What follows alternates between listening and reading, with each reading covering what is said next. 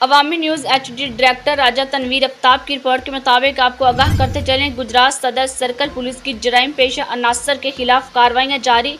इक़दाम कत्ल के 2 मुख्तलिफ मुकदमात में मुलव्वस 3 मुल्ज़मान गिरफ्तार।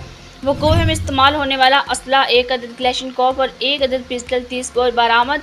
तफसीलात के मुताबिक आगाह करते चलें, डीएसपी सदर सर्कल गाजी आसफ अली बैग की ज़ेर निगरानी सदर सर्कल पुलिस की जराइम पेशा अनासर के खिलाफ कार्रवाइयाँ जारी।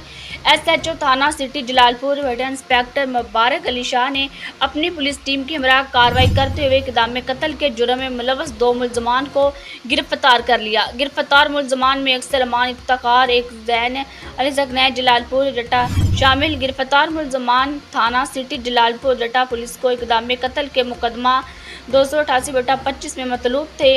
मुल्ज़मान ने साबका रंजिश पर मुद्दई मुकदमा में सीधी फायरिंग की थी, जो खुशकिस्मती से बच गया था। मुल्ज़मान के कब्जे से वारदात में इस्तेमाल होने वाला असला पिस्टल 30 बोर भी बरामद कर लिया।